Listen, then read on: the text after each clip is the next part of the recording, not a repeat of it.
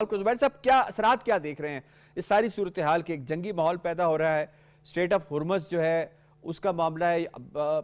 उसके अंदर अगर हम देखें तो फ्यूल की सप्लाई यूरोप को तो बहुत ज़्यादा नहीं हो रही, लेकिन उसका असर है। यूके के जो प्राइम मिनिस्टर हैं उनकी जानिब से भी पैगाम आया, यानी वो भी इसके अंदर कूद पड़े हैं। तो बाकी मामलात आप किस तरह से इसको यूरोप के अंदर किस तरह इसको देखा जा रहा है, इसके असरात को किस तरह से देखा जा रहा है, और ख़ासतौर पर इस खित्ते में जहाँ पे हम बसते हैं उसे किस तरह से आप देख रहे हैं कि ये आने वाले टाइम में कितने दूरस असरात इसके निकलेंगे? जी देखिए, यूरोप इसको दो किस्म के बहरान के तौर पे देख रहा है। एक तो सबसे बड़ा माशी बहरान है, क्योंकि यूक्रेन और रूस की जंग के बाद जो यूरोप की मईशत है इस वक्त वेंटिलेटर पर है।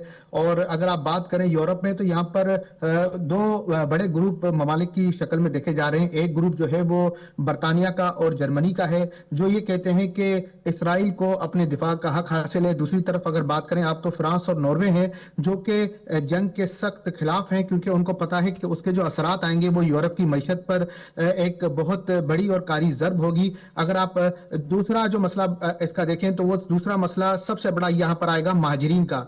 2015 के रिफ्यूजी क्राइसिस के बाद यूरोप के जो हालात हुए, उसके बाद यूरोप अब इस पोजीशन में नहीं है कि वो किसी किस्म के रिफ्यूजी क्राइसिस को बर्दाश्त करे। अगर आप खित्ते की इस वक्त बात करें, तो मशरक वस्ता तकरीबन पूरा लपेट में आ चुका है। आज यहां पर आप अगर यूरोप की बात करें तो वीकेंड है, बहुत से इदारे इस वक्त जो है फाल नहीं है, लेकिन कल सुबह होते ही बहुत सारी चीजों का खुलासा आ जाएगा। यूरोपीय यूनियन का एक मौकफ भी जो है वो बड़े अच्छे तरीके से सामने आएगा कि वो क्या चाहते हैं और वो किस तरीके से इस जंग को देखते हैं। स्टेट ऑफ हॉर्मुज के बंद होने के बाद शायद इतना कोई फर्क यूरोप को ना पड़े, लेकिन यूरोप की मईशत को फिर भी एक दचका होगा, क्योंकि इनडायरेक्टली तो जुबैर साहब पढ़ता हुआ नजर आता है, क्योंकि यूरोप की जो मैक्सिमम इंपोर्ट है वो चाइना से है। तो अल्टीमेटली जब चाइना को इंपैक्ट पड़ेगा तो फिर यूरोप को तो पड़ेगा। बिल्कुल इसी तरीके से अभी मैं जो है वो एक पेट्रोल स्टेशन से आ रहा हूं। चूंकि पेट्रोल की प्राइसेस इंटरनेशनली बढ़ेंगी, तो यहाँ पर जो है वो लंबी कतारें लगी हुई हैं गाड़ियों की, और लोग जो है वो सुबह होने से कबल अपनी गाड़ियों के फ्यूल जो है वो टैंकों को फुल करना चाह रहे हैं। और बहुत ही मतलब एक गैर यकीनी सी सूरत हाल पैदा हो चुकी है यहाँ पर। आप ये कह सकते हैं कि एक ईरानियों का या ईरानी कम्युनिटी का एक ऐसा वो आप कह सकते हैं ग्रुप है कि जो इस बात में जश्न मना रहा है कि आयतुल्लाह खामनाई साहब का जो है वो शहादत का मामला आया है, और ईरान इस वक्त जंग के लिए जो है वो एक ऐसे राउंड में घुस चुका है कि जहां पर उनके लिए मुश्किलात होंगी। तो इस हवाले से यहाँ पर जो है वो खुशियां मनाई जा रही हैं, जश्न मनाए जा रहे हैं ईरानियों की जानिब से। लेकिन जुबैर साहब, ये तो वही लोग हैं ना जो कि एग्जाइल में रह रहे हैं और जिनको कोई प्रॉब्लम्स थी, और खास तौर पे अभी जो शाह के बेटे को देखना चाह रहे हैं वहां पे मसनद के ऊपर। लेकिन इनकी तादाद अगर पॉपुलेशन के हवाले से देखी जाए तो ये लेस देन 1% भी नहीं बनते होंगे।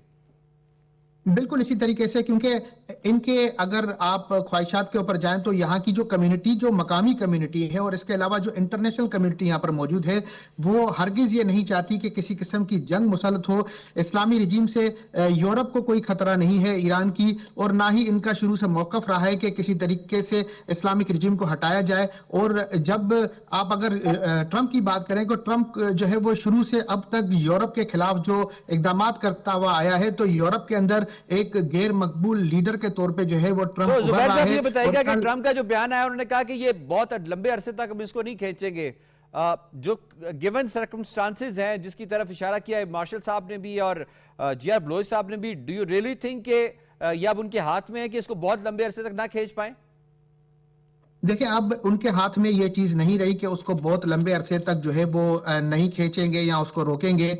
आप देखें कि ये एक अनएक्सपेक्टेड चीज थी कि ईरान की जानिब से दुबई में जो कोहराम मचाया गया, ईरान की जानिब से जो इनकी आबदोजों को निशाना बनाया गया, इनको ये बिल्कुल भी इनके तस्वुरात में नहीं था, इनके वहमो गुमान में नहीं था कि किसी तरीके से ईरान इस तरीके से रिटेलिएट करेगा और इनका जीना हराम होगा। अब इनको ये अंदाजा है कि ईरान के लिए डू और डाई वाली सिचुएशन है और ईरान कोई आसान हदफ नहीं है। ईरान जो है वो इराक नहीं है, सीरिया नहीं है, ना ही अफगानिस्तान है कि जहां पर ये बैठ के अपनी जमीनी फौज का साथ लेके वहां पर कंट्रोल को संभालेंगे। ईरान एक मुश्किल हदफ है, पहाड़ों का एक सिलसिला है, वहां पर एक ऐसा सेरा है कि जहां पर जदीद जो हथियार हैं या टैंक हैं उनको ले जाया नहीं जा सकता। जमीनी फौज का वहां पर पासदारान इनकलाब की मौजूदगी में कोई वजूद नहीं आ सकता।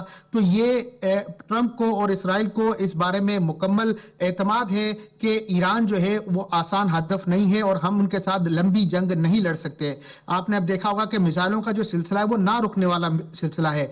ईरान ने डिकेड्स गुजरने के बाद भी जो है वो आप देख सकते हैं कि अपनी आर्मी की जो टेक्नोलॉजी है और उनका जो स्ट्रेटेजिक विल पावर है उसको स्ट्रॉन्ग किया है। और ईरान का जो जंग लड़ने का तरीकेकार है वो रिवायती फौज से हटके पासदारान इनकलाब का एक मोजाइक सिस्टम है कि जहां पर अगर तेहरान से उनका राब्ता मुनक़ता हो भी जाता है तो मकामी जो कमांडर होते हैं वो अपने तौर पर जंग को जारी रख सकते हैं। सही है, जुबैर साहब का पॉइंट आ गया।